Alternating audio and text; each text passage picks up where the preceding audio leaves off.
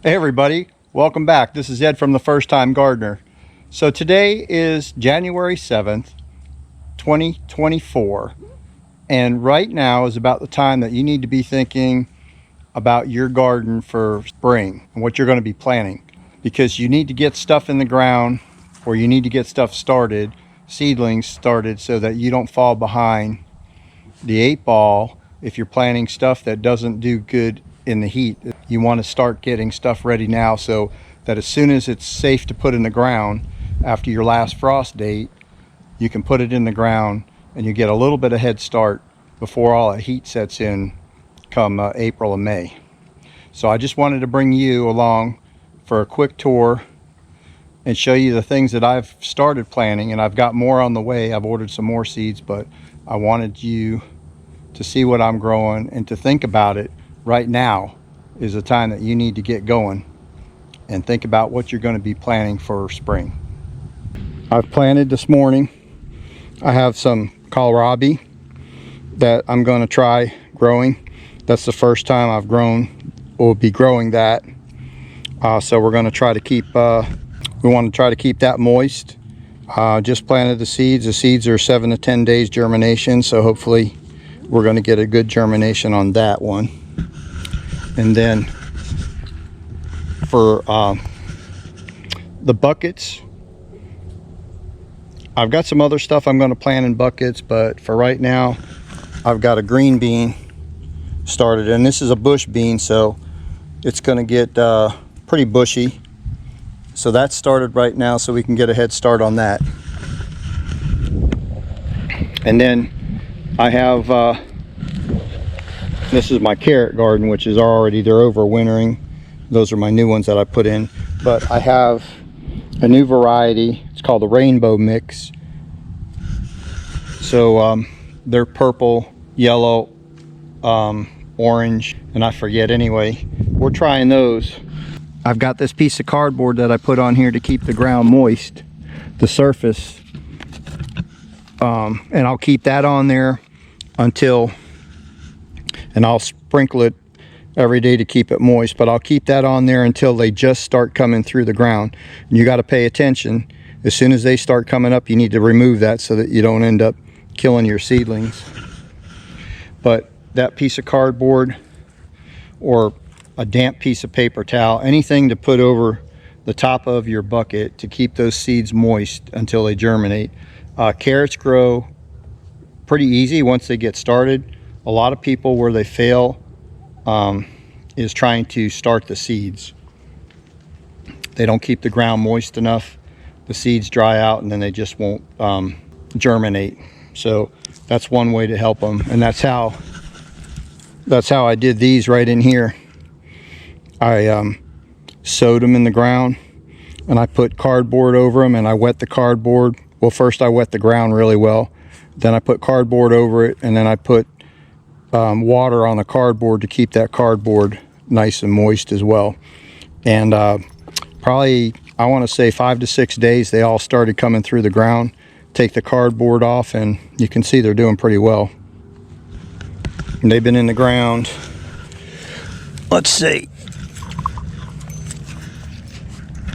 that's the wrong one. So we planted those April 15th. I mean, not April 15th, October 15th. October, November, December, January. So they're coming up on 3 months old. They'll probably be ready to pull probably around April, 1st of May. They should be a pretty good size.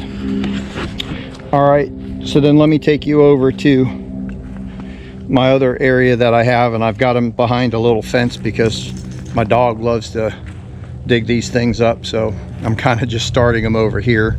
One of these days I'm going to get a greenhouse, a proper greenhouse to start my seeds in, but that's kind of in the future right now. I don't have the funds to fund that right this year, but maybe next year we'll have a greenhouse up to do our seed starts in. And then the other thing is layout. Like, where are you going to put everything? if you've got stuff growing, like for instance this area here, I'm starting my seeds now, so we got about 4 to 6 weeks before those seedlings will be ready. They get their true leaves on and they get hardened off before they're ready to go in the ground. So, and by then in 6 weeks these things will be pretty well done, and whatever's still growing we're going to rip up anyway. And then I'm figuring out these areas right now, what I'm going to put in once they go up. So we got that raised bed over there. There's stuff growing in there right now. I'm just letting it grow until we get ready to plant that area. Those are my sweet potatoes in there. And those are potatoes back there, collards, kale.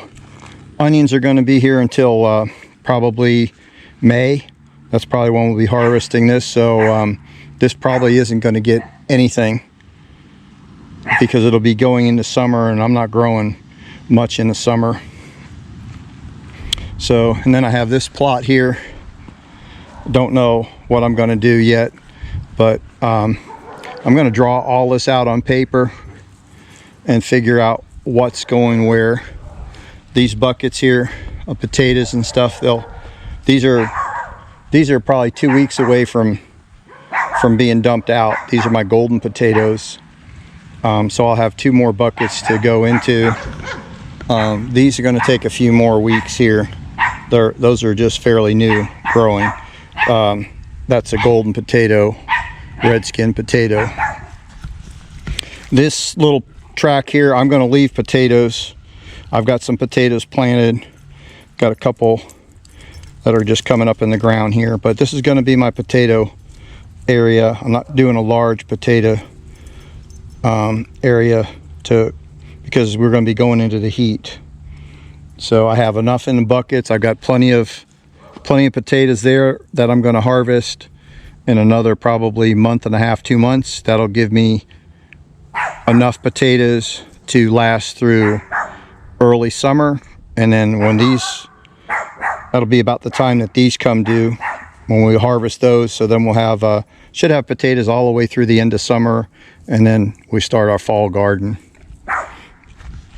And these here, this is what I showed you earlier. We got broccoli, little broccoli shoots coming up in here. We're just going to let them grow and produce the shoots, as many as we can get out of them, until we're ready to rip this out. Our tomatoes, all this stuff's coming out here, and that's going to be a new planting, which I'm not sure what we're going to do. And this section over here, this is going to be our corn section. This is our new, and I've got a video, one video out with the expansion of our garden, and I'm working on another one that's going to take us all the way up into planting the corn in here. So that's where our corn's going to be. And then this right here, by the time I want to plant corn in succession, so this is going to be another corn plot, but we're going to plant this section here after about, I'm going to say a month, maybe 6 weeks after we plant this section. I'll be planting this section. By then all this stuff that's growing in here will be pretty much ready to harvest, and that'll leave this plot to get amended, and then we'll plant our corn in here. That way we'll have a continuous corn. This plot here will take us up to probably 4th of July. And then of course we'll have stuff in the freezer by then too. So anyway, it's just something to think about. Plan out your garden. Make sure that you're growing compatible stuff next to your other stuff so that it doesn't fight each other for nutrition. The other thing you got to think about is the height of everything you're growing. So the corn, that's one of the reasons why I'm putting the corn over there, because as that grows up, the sun, that's west, the sun sets there, so we're going to have, the rest of the garden is going to have all sun until the evening, and then the trees and the corn gather. Sassy, come here, bring the ball here. So anyway, the corn is not going to shadow anything to where it's going to be in the shade. So this way is east, comes up here, so all the gardening area over here is going to be in the sun most of the day. So you want to make sure that the farthest over there is going to be the shortest thing you're growing, and as anything that's tall or grows tall, you want it to be back in this section so that it doesn't get too much shade, because most of the stuff you're going to be planting in spring is going to be full sun, or they need, you know, 6 to 8 hours of full sun. All right, let's go over and I'm going to show you my grow trays that I planted this morning, just to give you an idea of some of the things. It's not all the things, but it's some of the things that I'm growing, and I'm still thinking about the other sections of what I'm going to be adding to that to grow. So excuse the mess. I haven't been able to get in here and weed. This is going to be my flower garden. I got to get in here and weed, but I have all my stuff behind this white fence because that little dog of mine likes to go over there and dig these and flip these things over. So we have them in here, just getting started. So today is January 7th. So it's still chilly. We're in zone 9A.